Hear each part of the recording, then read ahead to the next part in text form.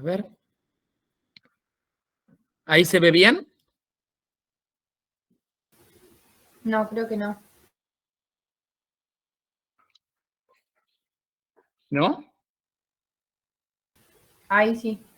¿Sí? Ahí.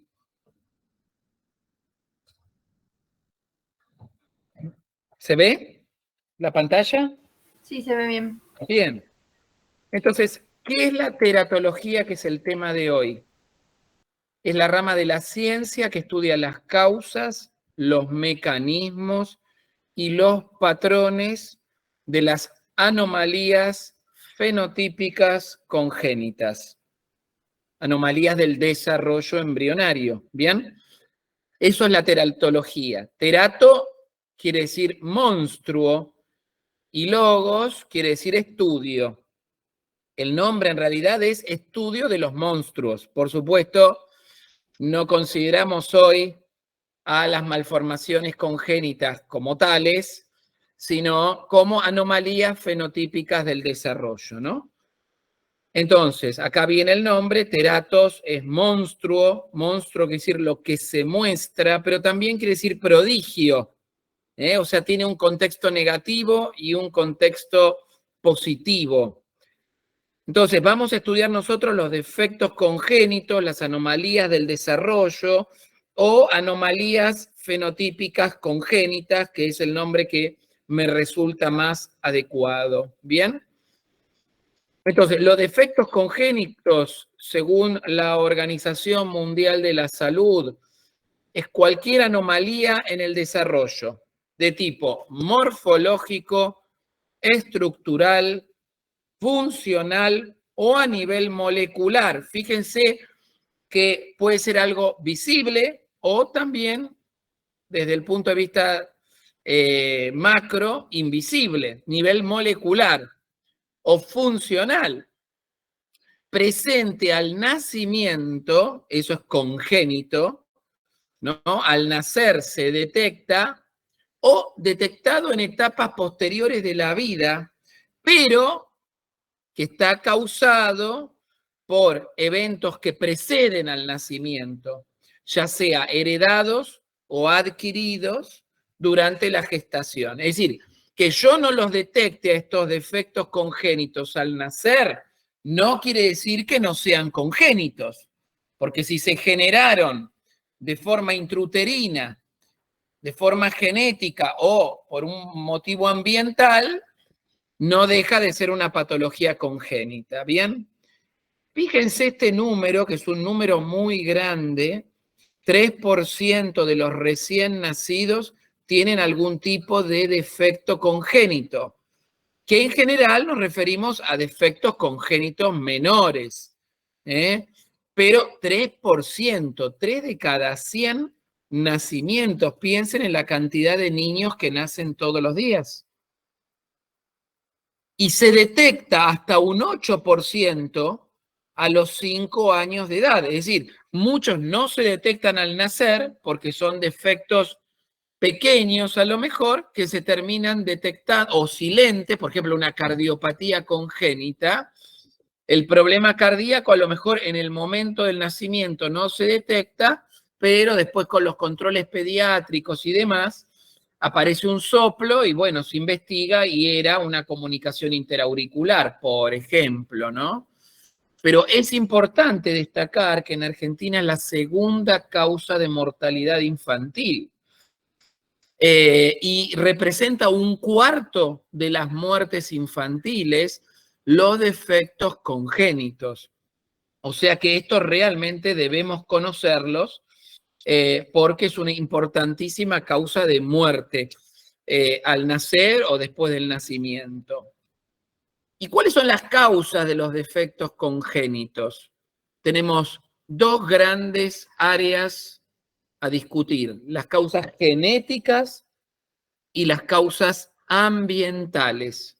Pero debo decir que la gran mayoría de las veces desconocemos las causas. Es decir, es desconocida la causa.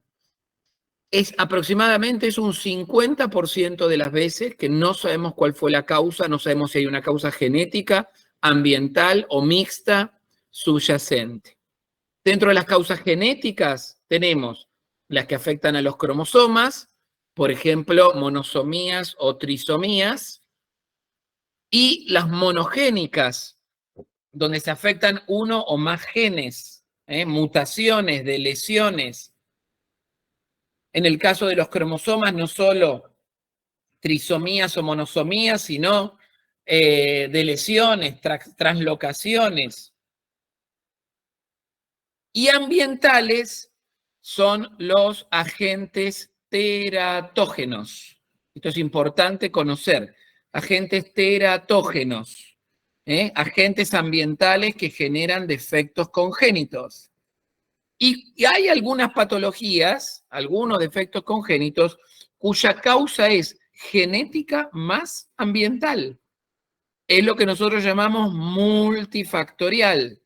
Es importante conocer que no es una patología a veces exclusivamente de origen genético o exclusivamente de origen ambiental, sino que se combinan factores genéticos y ambientales para que aparezca este defecto congénito. Es por eso que muchas veces una misma patología puede tener lo que llamamos expresividad variable.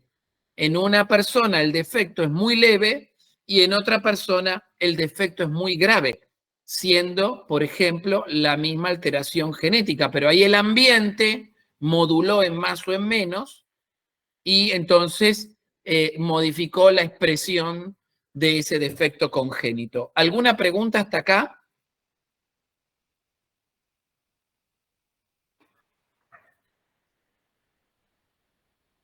¿Vamos bien? Bien. Fíjense, interesante, que la mitad de las gestaciones, el 50% de los embarazos se pierden. ¿Entienden que la tasa de éxito del embarazo humano, algunos dicen que es 40% la tasa de éxito, pero ponele, según esto, sería un 50%. Y los abortos del primer trimestre son los más frecuentes. Fíjense ahí, en las semanas de la gestación, primera, segunda, tercera, sí, hasta la 8ª semana es el periodo embrionario. A partir de la 9ª es el periodo fetal. Así que fíjense cómo las primeras semanas del embarazo, cómo predominan las poliploidías. Las poliploidías, si ustedes recuerdan, se producen por fecundación múltiple del óvulo. Bloqueo de la polispermia, falló, entonces tenemos poliploidías. Uno dice, pero ¿cómo? Si hay un bloqueo temprano y un bloqueo tardío, decía Toussaint, puede fallar. A lo cual las poliploidías, producto de fecundación múltiple, mal bloqueada la polispermia o tardíamente bloqueada la polispermia, una falla en el bloqueo, hace que 2, 3, 4 espermatozoides fecunden un mismo óvulo y obviamente eso es incompatible con la vida. Primera, segunda semana son los momentos claves en los que se pierden estos embarazos poliploides. Fíjense que en las semanas subsiguientes, las monosomías, las pérdidas de un cromosoma, son la causa de la letalidad fundamental. Y más avanzado es las trisomías, que al menos la trisomía 21 suele ser compatible con la vida, ¿no? El síndrome de Down. Ahora la trisomía 13 y 18, Patoi y Edwards, realmente tienen una alta tasa de mortalidad de aborto en función de estas alteraciones en más de los cromosomas, ¿no? Parece ser que el agregado de un cromosoma al par 21 es más tolerado que el agregado al 13 o al 18. Bien, fíjense, como les decía antes, de causa desconocida es un 50%. Como causa en recién nacidos con malformaciones, con defectos congénitos, 50% se desconoce la causa, la madre hizo todo bien y sin embargo aparece un defecto congénito. Como verán, ahí un 25% es multifactorial, o sea, miren la importancia de el ambiente en la expresión de los genes, ¿no? Genético más ambiental. 10% cromosómico, 8% genético, monogénico o multigénico, y un 7% puramente ambiental, agentes teratógenos, ¿sí? El ambiente puro, 7% de los casos. Es interesante conocer estos datos. ¿Y cuál es la relación causal entre el fenotipo y el genotipo?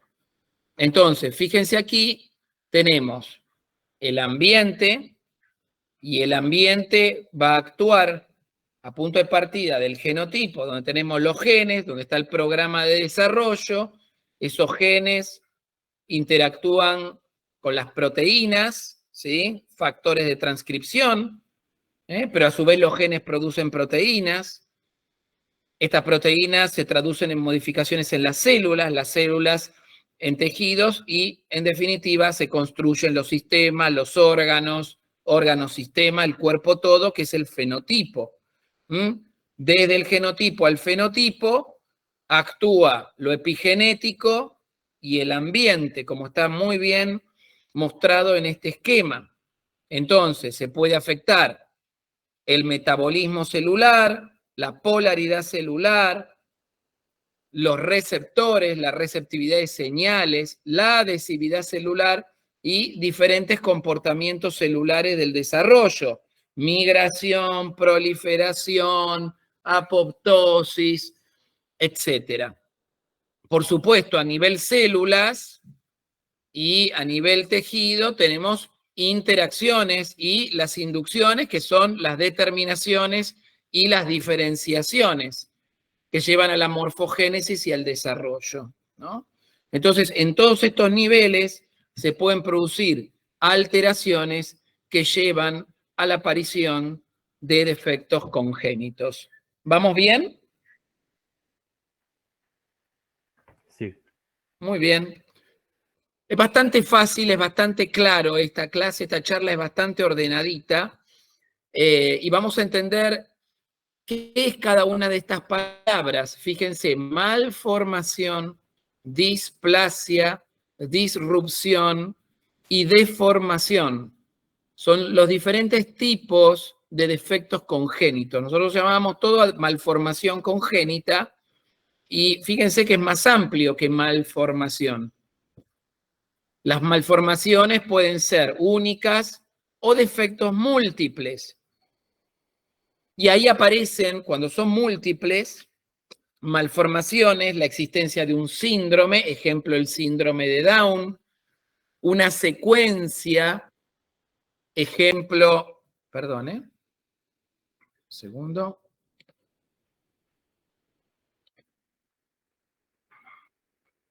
Muy bien. Volvemos. Ahí se ve bien, perdón, nuevamente. Sí. Sí, se ve bien. Bien. Entonces, defectos múltiples, síndrome, secuencia y asociación. Bacterl, por ejemplo, no sé si, ahora no me acuerdo, pero me parece que hay un ejemplo de cada cosa, sí. Entonces, una malformación es un defecto morfológico de un órgano, parte de un órgano o una región mayor del cuerpo, ejemplo, un miembro, que es consecuencia de un proceso de desarrollo intrínsecamente anormal. Intrínseco se refiere a que el potencial de desarrollo es anormal desde el inicio. Defecto morfológico de parte de un órgano, región corporal como un miembro, que es consecuencia de un proceso de desarrollo intrínsecamente anormal. Malformación única, generalmente de causa multifactorial, o múltiples, los síndromes, las secuencias y las asociaciones.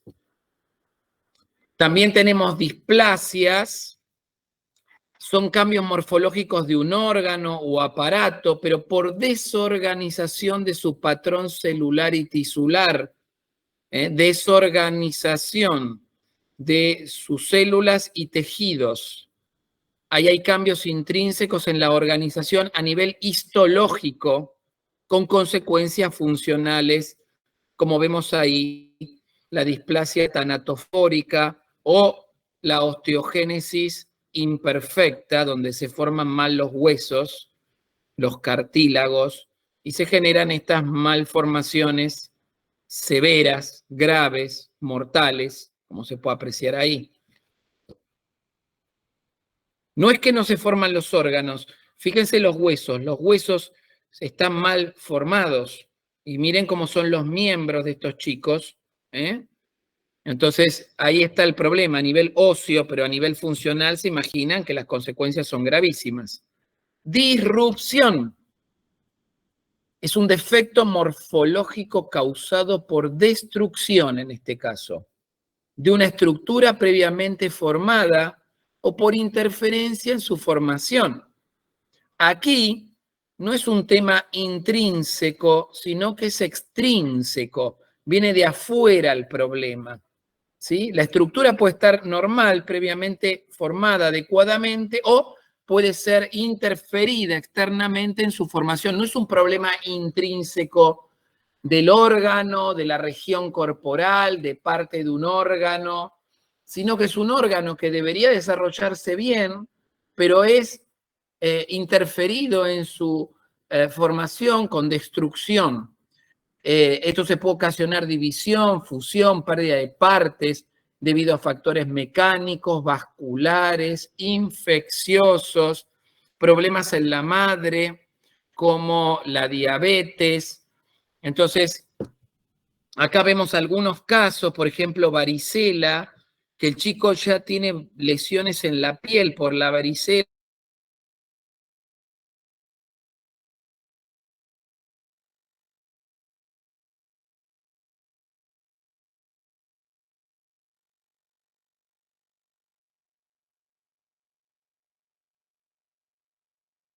No, sí se cortó. No, se cortó.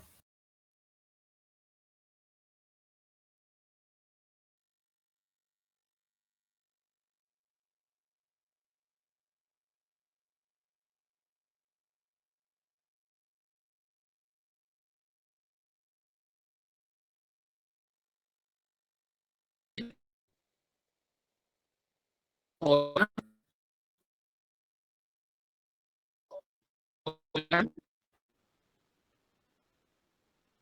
hola, hola. A ver, ahí voy.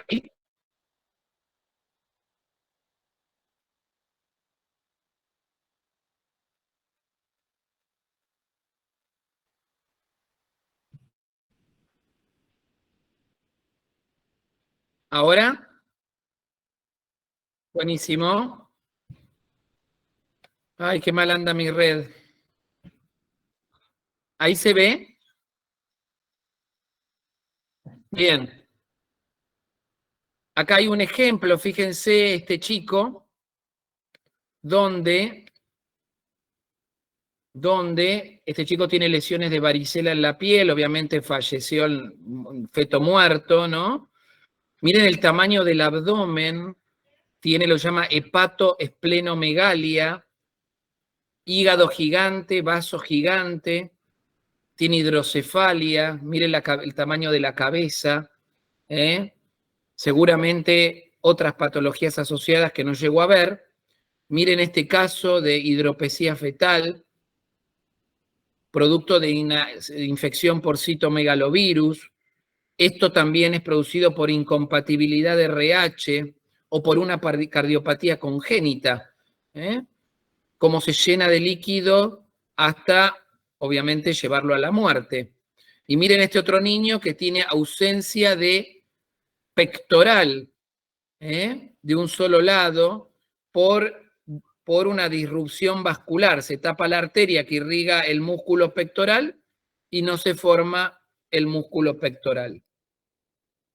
Y la deformación, como ven ahí, es un cambio de forma con modelaje o cambio de posición con consecuencias funcionales dado por fuerzas mecánicas, extrínsecas o intrínsecas, que actúan por un tiempo relativamente prolongado. El mejor ejemplo, el pie bot. El pie bot es el pie que se deforma producto de la compresión uterina cuando hay oligoamnios, falta líquido amniótico. Típicamente se ve esto en la agenesia renal bilateral, la secuencia de Potter, síndrome de Potter, ¿bien?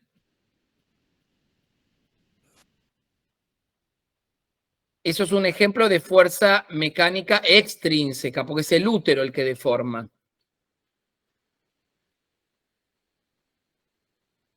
Ahí vos tenés ahí tenés un ejemplo de artrogriposis con deformación de los miembros.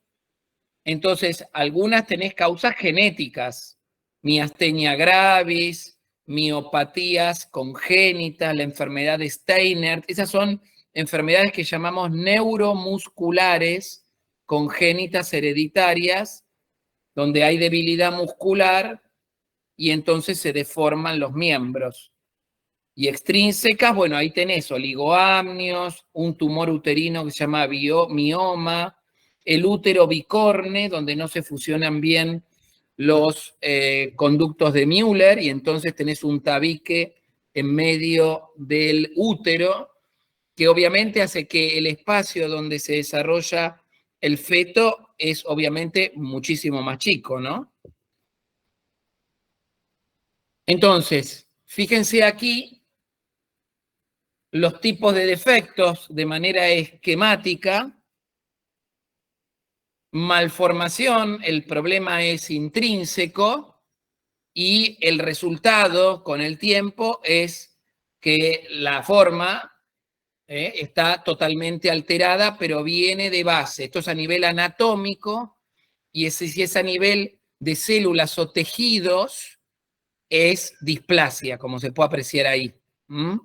La disrupción se esperaba un crecimiento normal, pero algo interrumpe ese desarrollo y entonces se produce, por ejemplo, una fisura en ese órgano, una división, una partición. Y la deformación, bueno, fuerzas extrínsecas o problemas intrínsecos hacen que el desarrollo no sea como el normal, sino que se deforme, ¿no?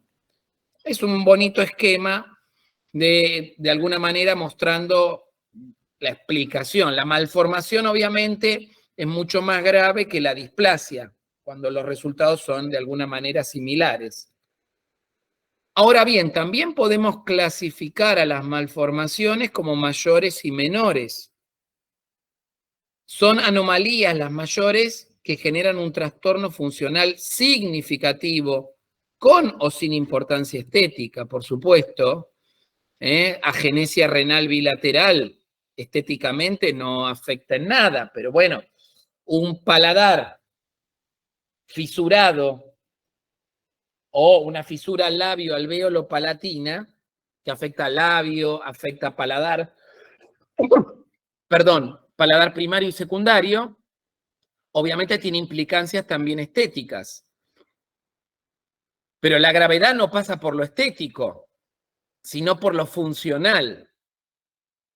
Y las malformaciones menores son anomalías que tienen tanto poca repercusión en lo funcional como en lo estético.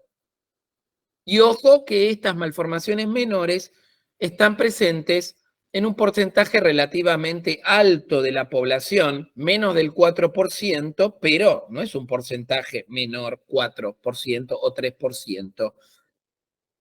3 de cada 100 personas. Por ejemplo, tener un tubérculo auditivo extra es muy común de encontrar. Por delante del trago una bolita, a veces hay varias, que son pequeños tubérculos auditivos que no se fusionaron a la oreja. Es muy común de encontrar. Bien, acá les pongo el ejemplo visual de esos tubérculos auditivos, estas bolitas que les estoy mostrando aquí, aquí, aquí y aquí, son pequeños mamelones que no se fusionaron al pabellón de la oreja, pero miren, la oreja está normalmente formada. Esto es una malformación menor. Ahora, miren esta oreja totalmente malformada, que ni siquiera se ve el conducto auditivo externo. Acá hay un trastorno funcional grave. Más allá de lo estético, de que esta oreja está totalmente malformada, no tiene conducto auditivo externo. O sea, no se puede oír con esta oreja, cosa que con esta sí. Bien. Y por otro lado, tenemos variantes de la normalidad, que no podemos llamarlos defectos congénitos, que son caracteres que están presentes en más del 4% de la población, no tienen significado estético ni funcional y en ocasiones se presentan de manera familiar. Por ejemplo, la existencia de un pliegue palmar único. Si ustedes se miran la mano, van a ver varios pliegues que sirven para la lectura de manos por la brujita de turno. Pero puede haber una sola línea en la mano. Esto es característico, el pliegue palmar único, es característico del síndrome de Down. ¿Puede estar presente en las personas sin tener síndrome de Down, sin tener trisomía 21? La respuesta es sí. Y lo consideramos una variante de la normalidad. No se deben estudiar estos casos. Simplemente en la lotería tocó que sea un solo pliegue en lugar de 3, que es lo típico. ¿Alguna pregunta hasta acá?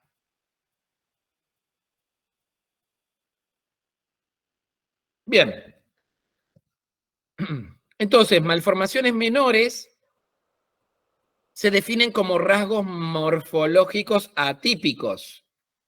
Pero lo interesante de estas malformaciones menores, aunque no tienen demasiada importancia a la hora de afectar lo funcional o lo estético, es que al identificarlas pueden ser indicadores de una morfogénesis alterada. Puede ser que esa pequeña malformación externa, visible, intrascendente, me esté orientando a la existencia oculta de una malformación mayor o de un síndrome. Encuentro el pliegue palmar único y digo, che, ¿habrá algo más acá? Entonces tiene los ojos achinados, mongoloides, y bueno, che, ¿no será un síndrome de Down? Un mosaico, por ejemplo, una forma leve de síndrome de Down, doy ejemplos, ¿no? Entonces, cuidado, ¿no? La existencia de una fosita sacra, una pequeña depresión en el sacro, me puede orientar a que haya una espina bífida oculta, por ejemplo. Los mamelones preauriculares se los mostré recién. Me puede orientar a que hay algún problema en el oído interno y ese chico a lo mejor es sordo, ese niñito recién nacido tiene sordera congénita. Una pequeña hernia umbilical. Entonces, algunos trabajos refieren que el 28% de los pacientes con anomalías mayores tienen 3 o más anomalías menores. El tema es que normalmente uno detecta las anomalías menores antes que las mayores. Entonces, si hay anomalías mayores, fíjense, no una, 2 o 3 o más, y ojo, ahí hay una anomalía mayor oculta que no estamos viendo. Una patología interesante de conocer es la secuencia de adhesión a la membrana amniótica. Es la adhesión precoz de partes fetales al amnios. ¿Qué le pasa al amnios? El amnios puede romperse, puede rajarse y generar tiritas, cintitas de amnios que quedan flotando como si se hubiera, no sé, desflecado. ¿Se imaginan? ¿Saben entienden lo que es desflecado? La palabra desflecado. Fleco. Que tiene flecos. Exacto. Pequeños flecos como tiritas, y esas tiritas pueden enganchar, envolver el cuello, un brazo, una pierna. Esos flecos se llaman bandas amnióticas. Bandas amnióticas. Y pueden estrangular un miembro, pueden cortar el miembro, amputar el miembro. Ahí dice anillos de constricción. Pueden envolver la cara y generar fisuras faciales, fisuras labiales. Pueden generar defectos en la pared abdominal. Es decir, estas bandas amnióticas, cuando lo miren en el libro, la verdad son muy graves. Como para dar un ejemplo, ¿no?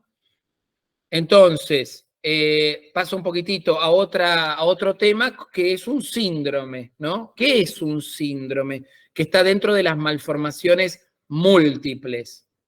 Síndrome quiere decir lo que ocurre junto, así que bastante obvio la palabra síndrome, las cosas que ocurren juntas. Ahí tienen el ejemplo del pliegue palmar único, un solo pliegue,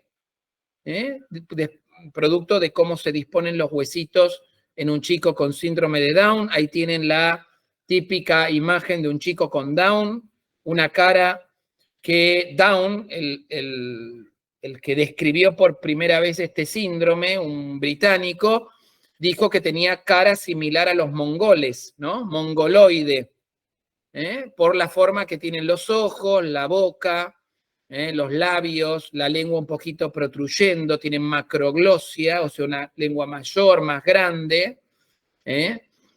Por supuesto, el retraso mental es proporcional a la gravedad del cuadro.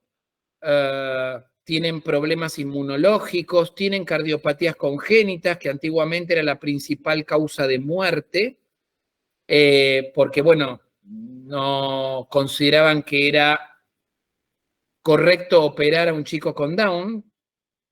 Si se moría de la cardiopatía congénita era lo natural, pero bueno, a partir de leyes más inclusivas, obviamente tiene los mismos derechos que el resto, a lo cual se empezó a operar la cardiopatía congénita. Y hoy la principal causa de muerte en síndrome de Down es el Alzheimer juvenil, el Alzheimer precoz.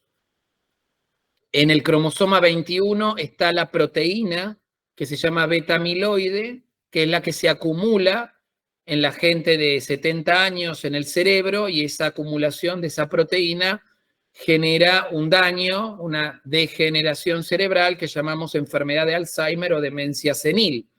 Al tener estos chicos 3 cromosomas, trisomía 21, tienen mayor producción de esta proteína beta-amiloide y por lo tanto mayor riesgo de desarrollar enfermedad de Alzheimer, como anécdota neurológica, ¿no?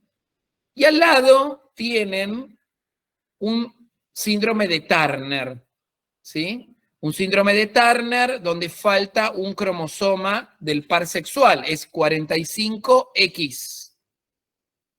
Fenotipo femenino, porque al no haber SRI, al no haber activación de SOX9, el camino natural por defecto, por default, es el femenino.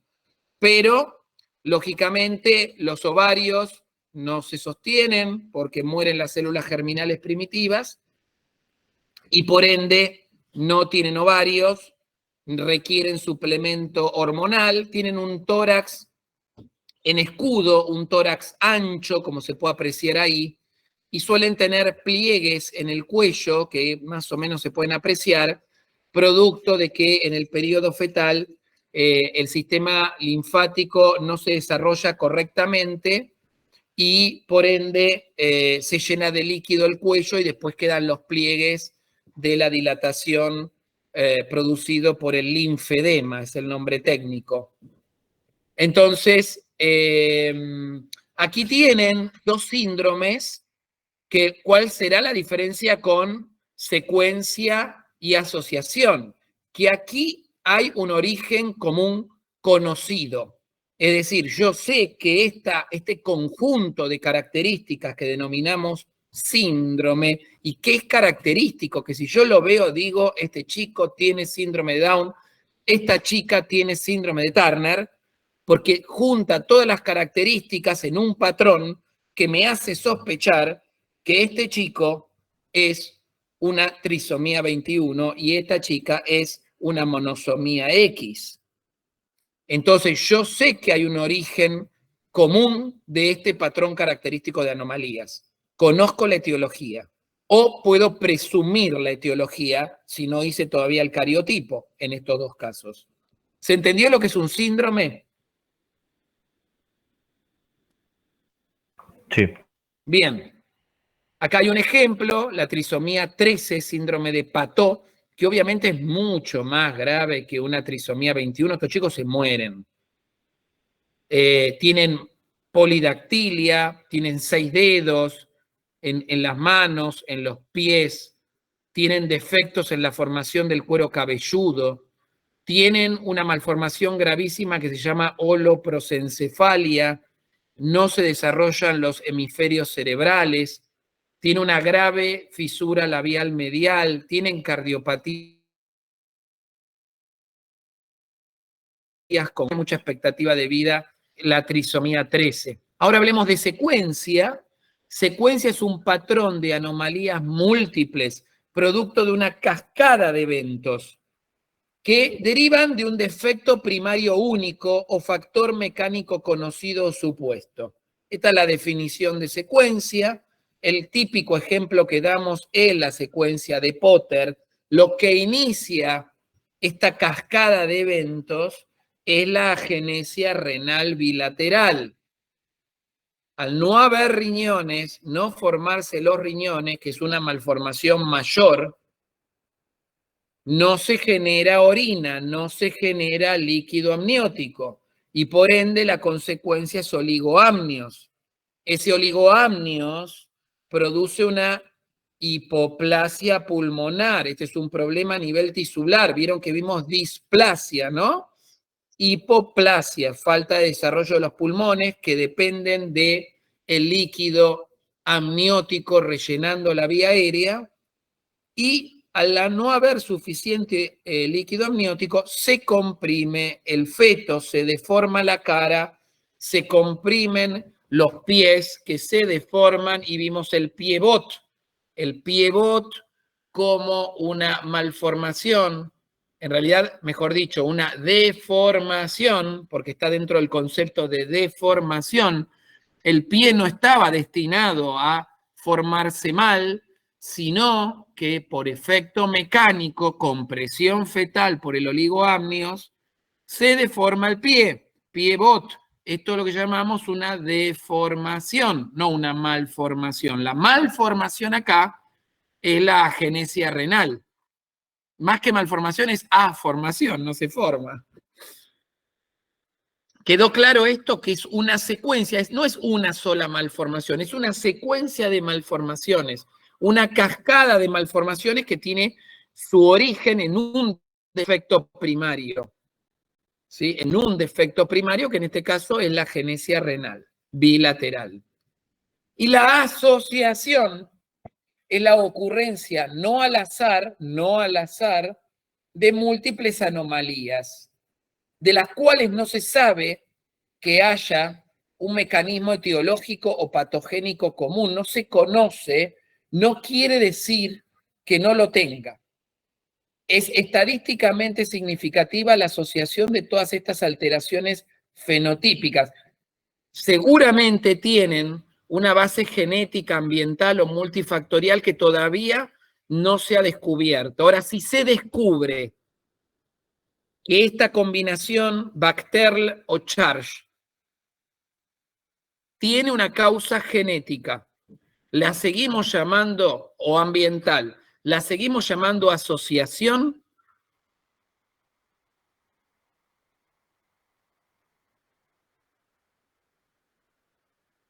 Correcto, la asociación, el destino de la asociación es transformarse en un síndrome cuando se conozcan la causa o las causas que lo provocan. En la asociación Charge se ha visto algunas alteraciones genéticas que pueden llegar a producir esta asociación de cosas tan exóticas como defectos en el ojo, defecto en el corazón, atresia de las vías nasales, de las fosas nasales, atresia de Coanas, anomalía de los genitales y anomalía de los oídos. Y la Bacterl, fíjense, anomalías vertebrales, atresia del ano, malformación cardíaca, fístula traqueoesofágica, anomalía renal, anomalía en las extremidades. Todo esto aparece junto, pero no se conoce todavía la etiología ciencia cierta. A diferencia del síndrome, que sí, y a diferencia de la secuencia, que también.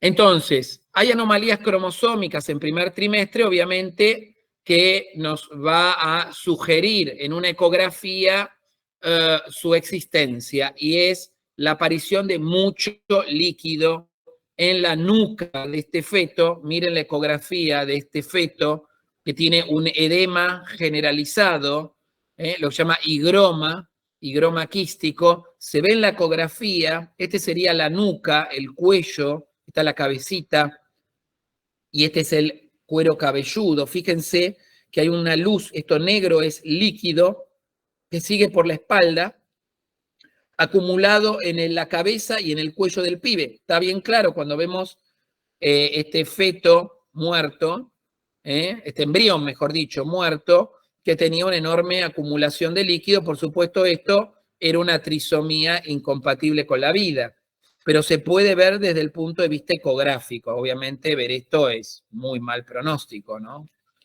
En la ecografía. Pero esto que se ve en la ecografía, fíjense, está bien claro en ese embrión fallecido por una trisomía.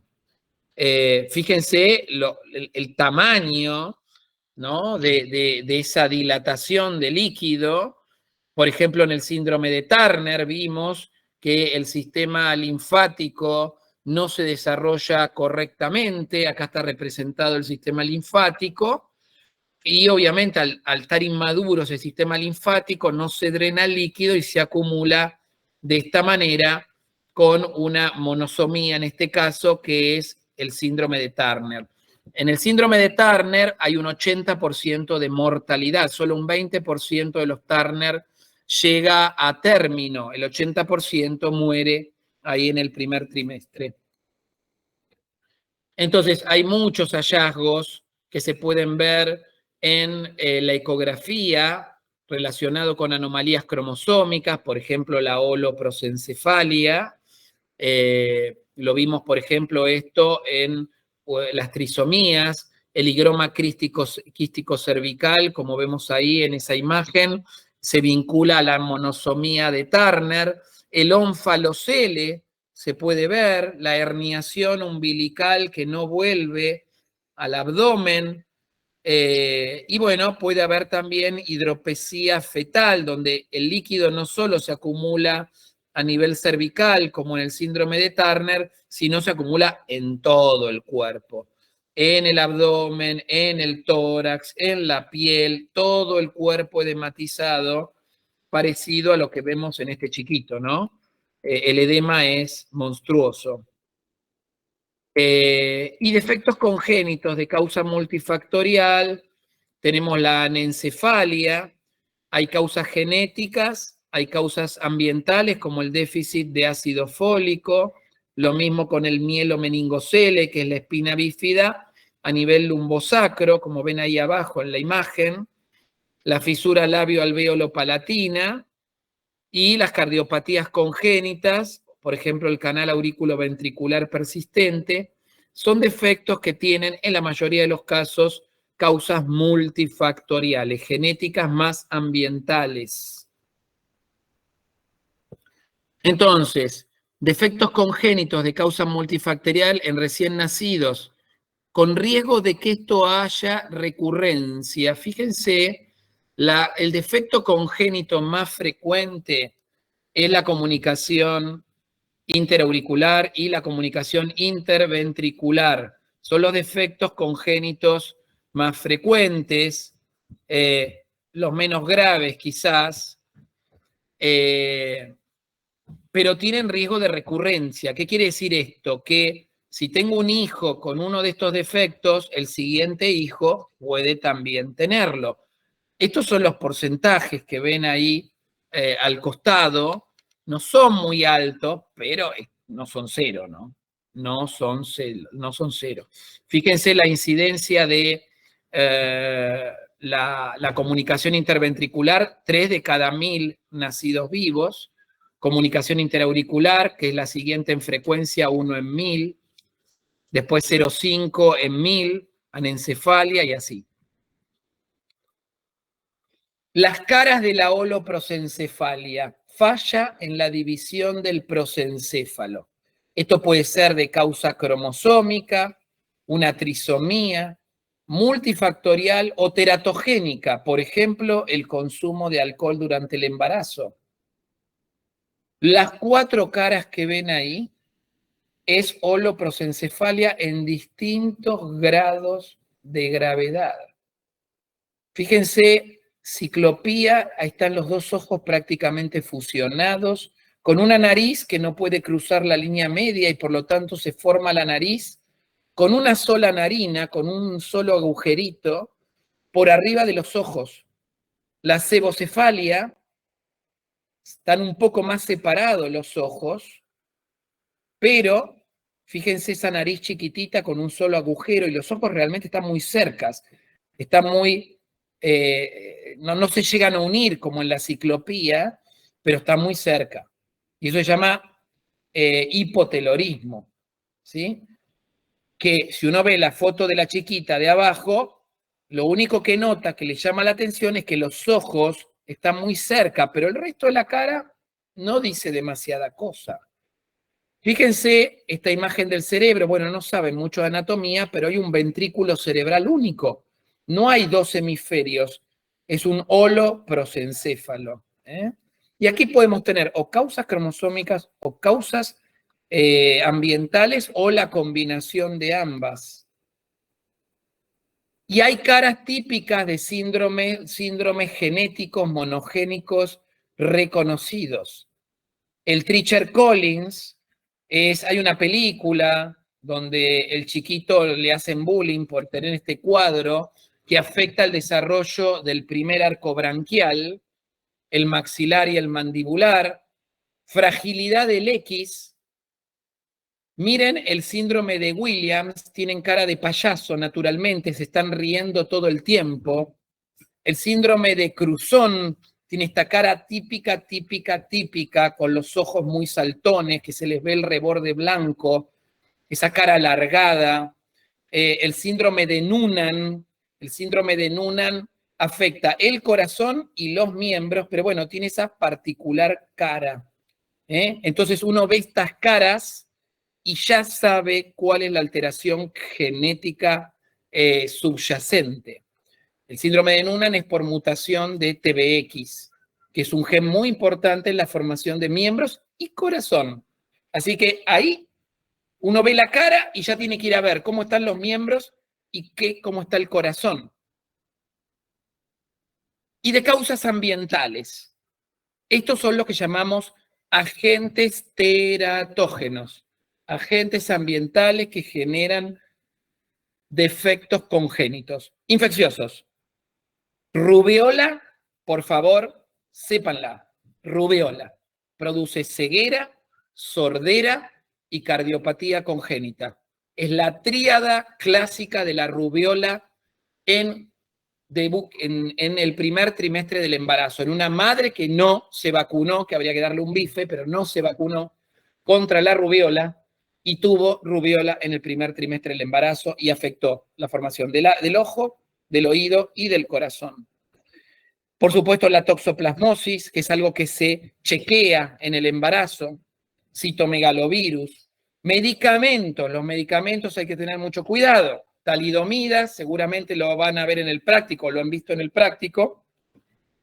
Los estragos que produjo la talidomida en la década del 60 por no haberse hecho los estudios farmacológicos como se hacen hoy en día con fase 1, fase 2, fase 3. Los fármacos salían muy rápidamente al mercado, parecían seguros, se daban a la población y la talidomida era un excelente antiemético, antivomitivo. En el primer trimestre no vomitaban las madres, pero los chicos salían sin miembros. El último caso producido por talidomida es un caso que se produjo en Brasil.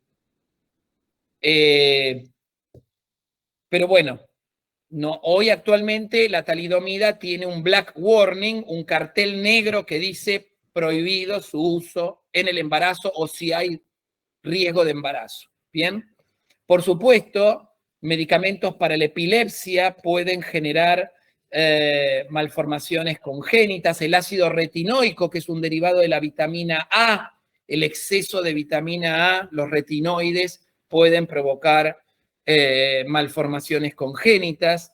Las enfermedades maternas crónicas, diabetes, epilepsia, y justamente el tratamiento antiepiléptico también genera riesgos.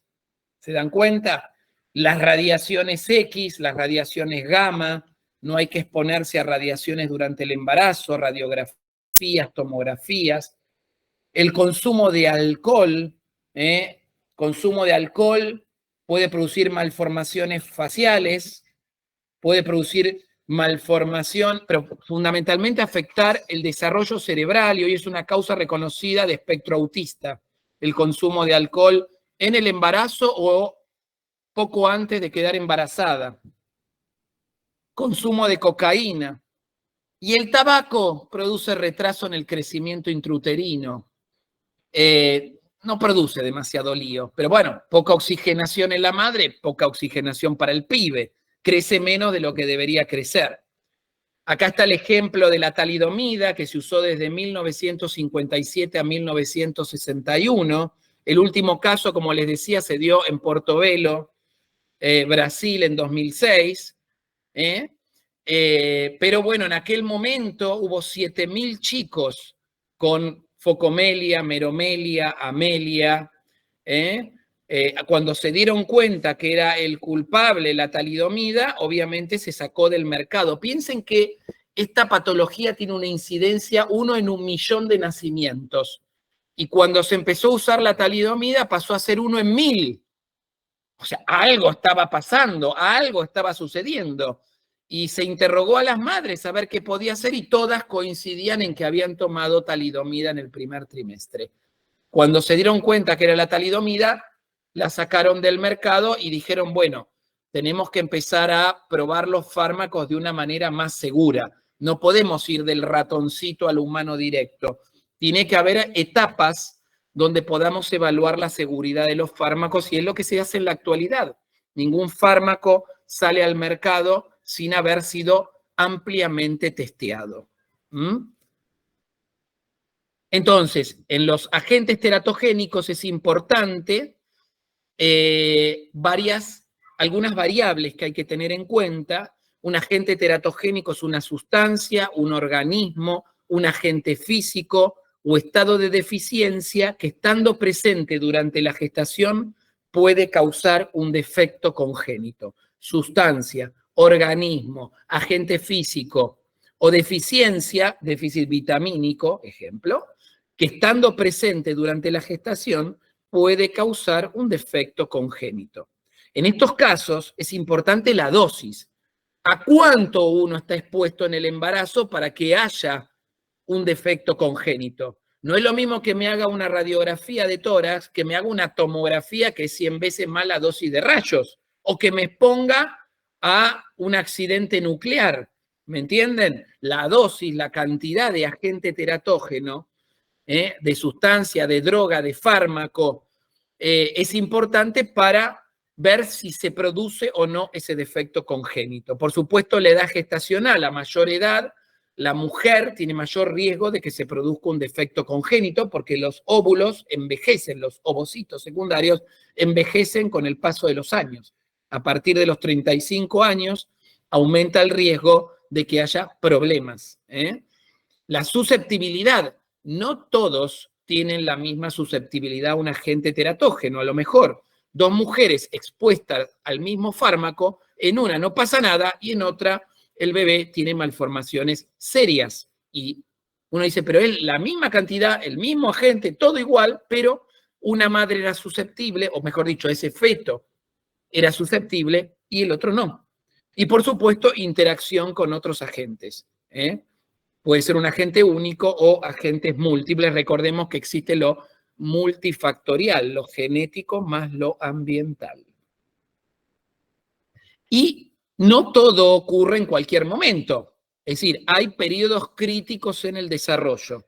El que tiene mayor periodo crítico, como ven ahí, altamente sensible, quiere decir periodo crítico, es el sistema nervioso central, que va desde la tercera semana hasta la 16ª semana, o sea, todo el periodo embrionario y parte del periodo fetal es el periodo crítico del sistema nervioso. Y después el periodo sensible, no es crítico, no es grave, pero sí hay ya defectos menores y defectos de tipo funcional. Por ejemplo, el ensamblado de la red neuronal.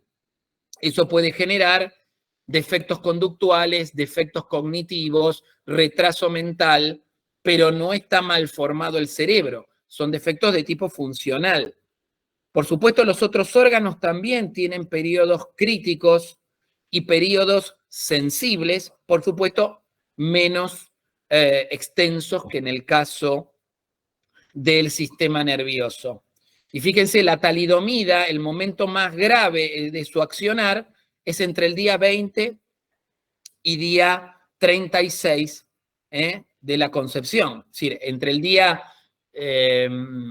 entre la quinta, la sexta semana, es el periodo, si ustedes ven ahí, formación de corazón, formación de oídos y de ojos, y además del sistema nervioso central, donde vemos habitualmente afectados miembro superior, miembro inferior. Fíjense, quinta semana es un periodo crítico per se. Quinta semana, cuarta, es un periodo donde las malformaciones son graves. Y fíjense que en la primera y segunda semana es un todo o nada, es decir, hay aborto. Si hay algún agente teratógeno en la primera y segunda semana, chau, aborto. Es todo o nada. Periodo embrionario es anomalía mayor, periodo fetal es anomalía menor o defecto funcional. ¿Esto quedó claro? Sí. Bueno, acá termina mi clase del día de hoy, porque tengo que llamar a mi bebé al médico, así que les pido disculpas que termine un poco antes, pero vimos todo lo que es el temario de teratogénesis. Les agradezco que me hayan acompañado estos sobrevivientes